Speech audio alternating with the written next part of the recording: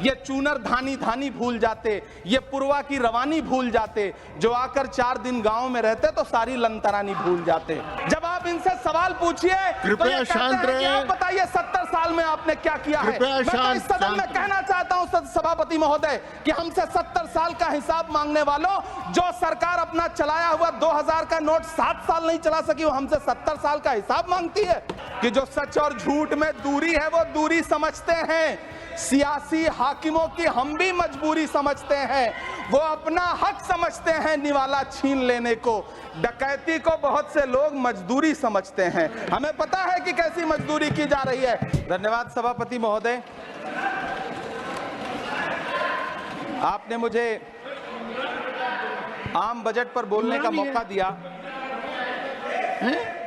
Sir my time नहीं, pause my time sir. Imran Pratapgarhi कहा गया है सर, थोड़ा सा इसकी जांच कराओ। मैंने कहा यहाँ प्रमोद प्रतापगढ़ी भी बैठे। ये आपसी मामला है, ये खत्म होने वाला नहीं है मेरे से।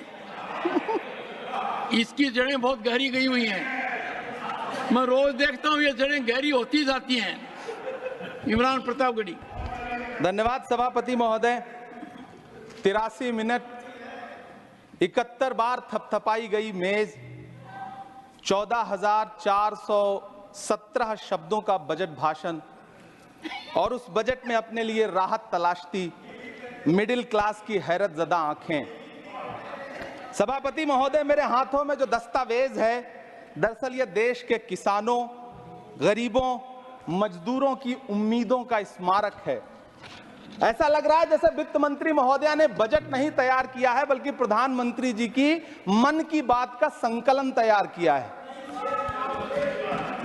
टूटा हुआ लश्कर का भरम देख रहे हैं, टूटा हुआ लश्कर का भरम देख रहे हैं, और जिल्ले इलाही के करम देख रहे हैं।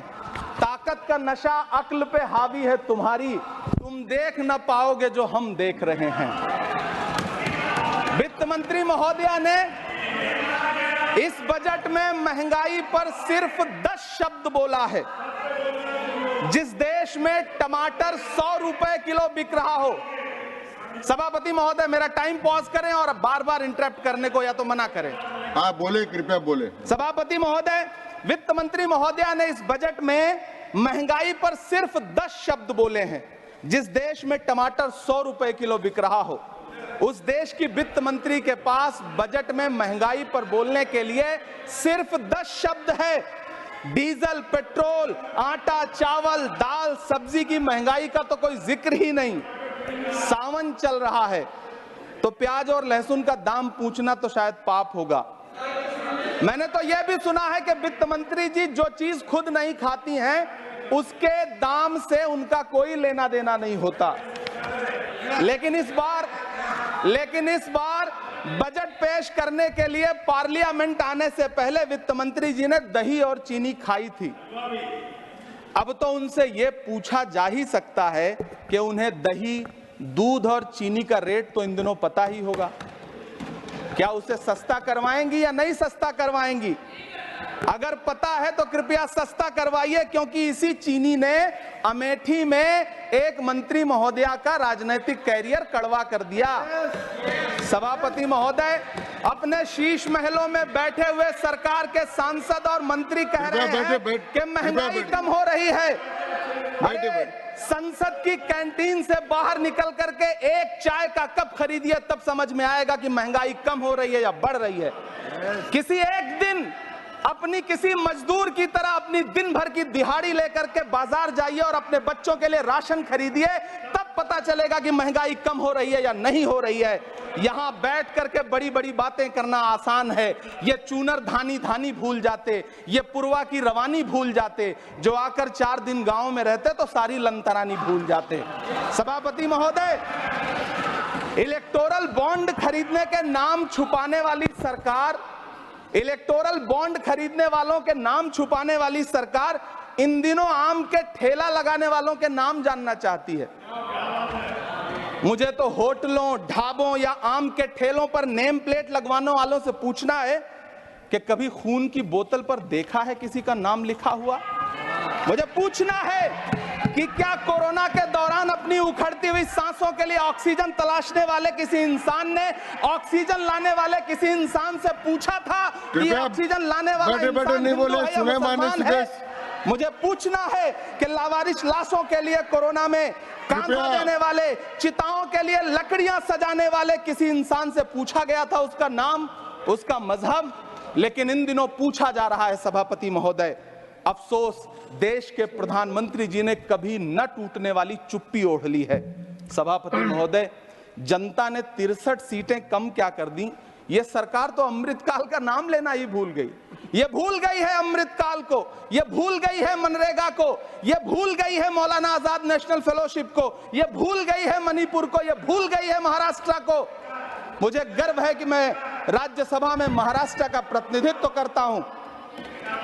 महाराष्ट्र जो देश की आर्थिक राजधानी है, जो टोटल कॉर्पोरेट टैक्स का 40%, इनकम टैक्स का 32% और जीएसटी का 20% इस देश को देता है, उस महाराष्ट्र के लिए इस बजट में एक शब्द नहीं है। आप बैठ जाए। सभापति महोदय, आखिर महाराष्ट्र से किस बात का बदला लिया जा रहा है? महाराष्ट्र में लोकसभा चुनाव में बाबा साहब अम्बेडकर के संविधान को बचाने के लिए वोट क्या कर दिया? प्रधानमंत्री जी तो महाराष्ट्र से बदला लेने पर उतर आए। अब तो शायद उन्हें याद भी ना हो यवतमाल का वो दाभड़ी गांव जहां 20 मार्च 2014 को वो किसानों के साथ चाय पर चर्चा करने गए थे और उनकी किस्मत बदलने के सपने दिखाए थे।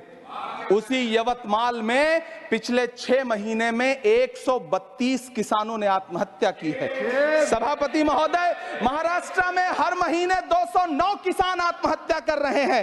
राज्य सरकार द्वारा सौंपा गया आंकड़ा बताता है कि 1 जनवरी से 31 मई के बीच 1046 किसानों ने आत्महत्या की है। लेकिन अफसोस, इस बजट में महाराष्ट्र के किसानों के लिए कुछ भी नहीं है। किसानों से चिढ़ी हुई सरकार ने बजट में किसानों के एमएसपी की लीगल गारंटी नहीं दी। लेकिन याद रखिएगा, जो किसान का नहीं वो हिंदुस्तान का नहीं है, जो आपका है। इस सरकार को आलोचना सुनने की आदत नहीं है सभापति महोदय। जब आप इनसे सवाल पूछिए तो ये शांत रहे। आप बताइए 70 साल में आपने क्या किया है? मैं तो इस सदन में कहना चाहता हूं सभापति महोदय कि हमसे 70 साल का हिसाब मांगने वालों, जो सरकार अपना चलाया हुआ 2000 का नोट 7 साल नहीं चला सकी, वो हमसे 70 साल का हिसाब मांगती है।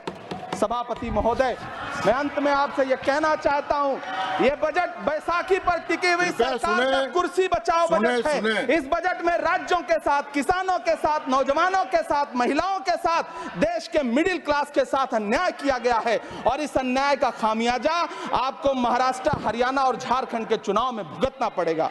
सभापति महोदय, इस सरकार ने नोटबंदी लगाकर देश की आम जनता की पूंजी छीन ली। बैठे नहीं बोले, कृपया। टैक्स लगा करके छोटे व्यापारियों के कारोबार छीन लिए, पेपर लीक करवा करके युवाओं की आंखों से नौकरी के सपने छीन लिए, अग्निवीर लाकर देश के जवानों की उम्मीदें छीन ली, बुलडोजर लगाकर लोगों के आशियाने छीन लिए, महंगाई लाकर देश की जनता की थाली से निवाले छीन लिए और नारा लगाया कि हम तो सेवक हैं, 18-18 घंटे काम करते हैं। इन्हीं लोगों के लिए किसी ने शेर कहा है कि जो सच और झूठ में दूरी है वो दूरी समझते हैं। सियासी हाकिमों की हम भी मजबूरी समझते हैं, वो अपना हक समझते हैं निवाला छीन लेने को। डकैती को बहुत से लोग मजदूरी समझते हैं। हमें पता है कि कैसी मजदूरी की जा रही है। सभापति महोदय, मैं यहां खड़ा होकर के अंत में आपसे कहना चाहता हूं कि इस बजट में तमाम राज्यों के साथ अन्याय किया गया है। इस बजट में युवाओं के साथ अन्याय किया गया है, महिलाओं के साथ अन्याय किया गया है और खास तौर से महाराष्ट्र के लिए कुछ नहीं रखा गया है। महाराष्ट्र बाढ़ से जूझ रहा है, पानी बरसने से वहां 1500 से ज्यादा लोग मारे गए हैं। उस शहर को, उस राज्य को 4000 करोड़ के पैकेज की जरूरत है ताकि जो फसलें बर्बाद हुई हैं लोगों को राहत दी जा सकी। लेकिन अफसोस, इस बजट में महाराष्ट्र के लिए ऐसा कुछ भी नहीं है। मैं आखिर में यह कहना चाहता हूं कि पिछले 7 दिन से इस बजट का बड़ा ढिंढोरा पीटा जा रहा है, इसे महान बताया जा रहा है। लेकिन कौन महान बता रहा है? सत्ता पक्ष के लोग, उन्हें तो बताना ही है। क्योंकि मैं अवध क्षेत्र से आता हूं, प्रतापगढ़ से, नीरज भाई भी अवध और पूर्वांचल से आते हैं। वहां एक कहावत कि बिटिया की तारीफ किसने की? बिटिया की महतारी ने, यानी कि बेटी की प्रशंसा किसने की? मां ने। तो इस बजट की तारीफ सत्ता पक्ष करे तो करेगा ही, लेकिन विपक्ष के एक भी सांसद से आप पूछिए कि क्या उसके राज्य को कुछ मिला है, तो वो ये कहेगा कि नहीं, कुछ भी नहीं मिला है। बहुत बहुत धन्यवाद सभापति महोदय, मुझे आम बजट पर अपनी राय रखने के लिए। धन्यवाद।